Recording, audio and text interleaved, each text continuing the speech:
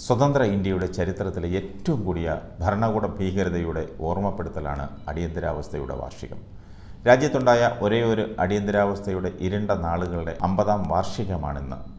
ജനാധിപത്യത്തെയും പൗരാവകാശങ്ങളെയും ഇരുട്ടിലാഴ്ത്തിക്കൊണ്ട് ഇന്ദിരാഗാന്ധി രാജ്യത്ത് അടിയന്തരാവസ്ഥ പ്രഖ്യാപിച്ചത് 1975 ജൂൺ 25-നായിരുന്നു.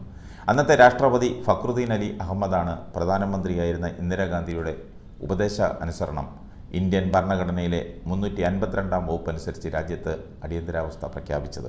1971 ലോക്സഭാ തെരഞ്ഞെടുപ്പിൽ റായ്ബറേലിയിൽ നിന്നുള്ള ഇന്ദിരയുടെ വിജയം റദ്ദാക്കിക്കൊണ്ട് 1975 ജൂൺ 12-ന് ജസ്റ്റിസ് ജഗ്മോഹൻ ലാൽ സിൻഹ പുറപ്പെടുവിച്ച വിധിയെ തുടർന്ന് ഉടലെടുത്ത രാഷ്ട്രീയ പ്രതിസന്ധിയാണ് അടിയന്തരാവസ്ഥയിലേക്ക് നയിച്ചത്. പ്രധാന പ്രതിപക്ഷ നേതാക്കളെയെല്ലാം അറസ്റ്റ് ചെയ്യപ്പെട്ടു. ആയിരക്കണക്കിന് പേർ വിചാരണ കൂടാതെ ജയിലിൽ അടയ്ക്കപ്പെട്ടു. പത്രങ്ങൾക്ക് സെൻസർഷിപ്പ് ഏർപ്പെടുത്തി.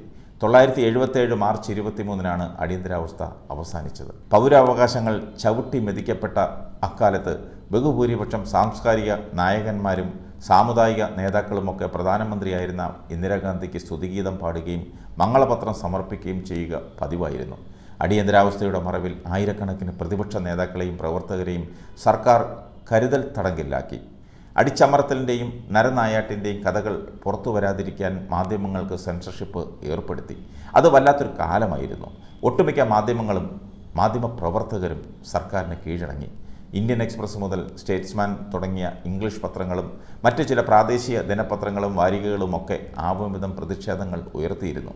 ആരെയും ഏതു നേരത്തും അറസ്റ്റ് ചെയ്യാവുന്ന അവസ്ഥയായിരുന്നു. രാജ്യം മുഴുവൻ ഭയത്തിൻ്റെ അന്തരീക്ഷം നിറഞ്ഞു നിന്നു. സർക്കാരിനെതിരെ പ്രതികരിക്കാൻ എഴുത്തുകാരും രാഷ്ട്രീയ നേതാക്കളുമൊക്കെ ഭയന്ന് നിന്നപ്പോൾ വിമർശനങ്ങൾ കൊട്ടും പഴുതില്ലാതിരുന്ന ആ നാളുകളിൽ കേരളത്തിൽ നിന്നൊരു വേറിട്ട ശബ്ദമുയർന്നു.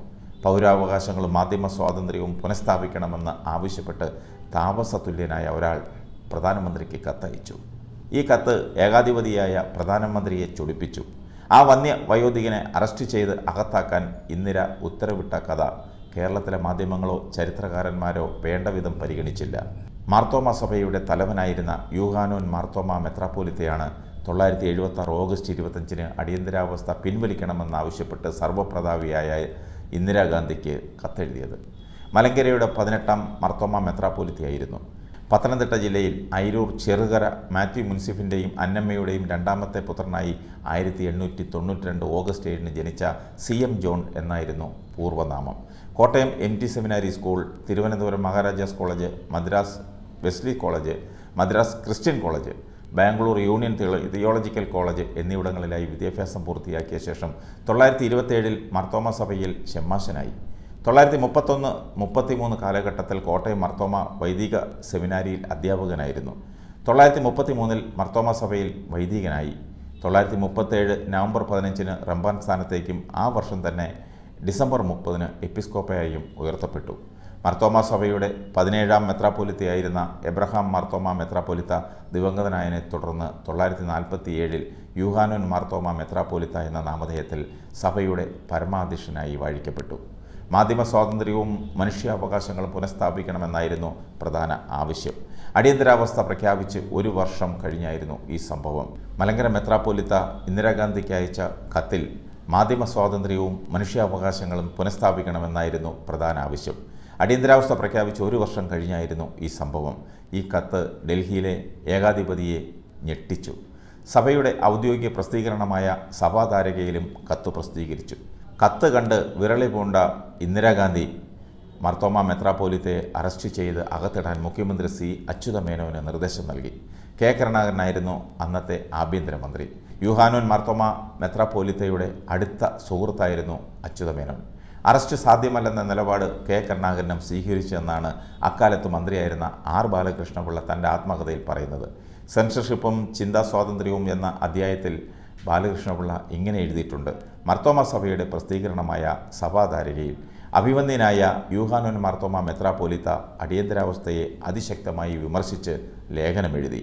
അന്നത്തെ സാഹചര്യത്തിൽ അസംഭവ്യമായ കാര്യമായിരുന്നു അത്. കേന്ദ്ര സംസ്ഥാന ഭരണകൂടങ്ങളെ വിമർശനങ്ങളാൽ തിരുമേനി വീർപ്പ് മുട്ടിച്ചു. സ്വാഭാവികമായും പോലീസുകാർ ആ പ്രസിദ്ധീകരണം അന്നത്തെ ആഭ്യന്തരമന്ത്രിയായ കരുണാകരൻ്റെ പക്കലെത്തിച്ചു. ഉന്നത ശീർഷകനും സർവാദരണീയമായ യൂഹാനോൻ തിരുമേനി എഴുതിയ ലേഖനത്തെ അതിൻ്റെ സെൻസിൽ തന്നെ കാണുവാൻ കരുണാകരൻ തയ്യാറാവുകയായിരുന്നു. ഈ ലേഖനം മന്ത്രിസഭയിൽ ചർച്ചയ്ക്ക് വന്നപ്പോഴും കരുണാകരൻ തിരുമേനിയുടെ അവകാശത്തെ അംഗീകരിക്കുകയായിരുന്നു. മന്ത്രിസഭ ഐക്യകണ്ഠേന ആ നിലപാടിനെ അംഗീകരിക്കുകയും ചെയ്തു.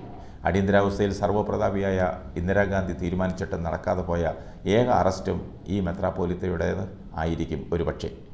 അച്യുതമേനോനും കരുണാകരനും സ്വീകരിച്ച നിലപാടുകളാണ് അറസ്റ്റ് തടഞ്ഞതെന്ന വസ്തുത മറക്കാനാകില്ല.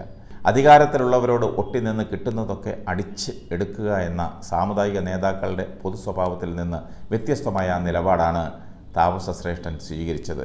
ആ നിലപാടാണ് ഇന്ദിരാഗാന്ധിയെ ചൊടിപ്പിച്ചതും. അടിയന്തരാവസ്ഥയ്ക്കെതിരെയുള്ള ചെറുത്തുനിൽപ്പിനെക്കുറിച്ച് പലരും എഴുതിയിട്ടുള്ള ചരിത്രങ്ങളിൽ അധികമൊന്നും രേഖപ്പെടുത്താതെ പോയ ഒരധ്യായമാണ് യൂഹാനോൻ മാർത്തോമ മെത്രാപ്പോലിത്തയുടെ കത്തിൻ്റേത്. അദ്ദേഹം 1976 സെപ്റ്റംബർ 27 ഈ ലോകത്തോട് വിട പറഞ്ഞു. ഫേസ്ബുക്കിൽ കമൻ്റ് ഇട്ടാൽ കലാപ ശ്രമത്തിന് കേസെടുക്കുന്ന കാലത്ത് നിന്ന് തിരിഞ്ഞു നോക്കുമ്പോൾ യൂഹാനോൻ മാർത്തോമ മെത്രാപ്പോലിത്തയുടെ ധീരത പകരം വയ്ക്കാനില്ലാത്തതാണ്. അടിയന്തരാവസ്ഥയെ കുറ്റം പറയുന്നവർ ഭരണം കൈയാളുന്ന കേന്ദ്രത്തിലും കേരളത്തിലും ഇക്കാര്യത്തിൽ സ്ഥിതി ഏറെക്കുറെ സമാനമാകുന്നു എന്നതാണ് വിരോധാഭാസം.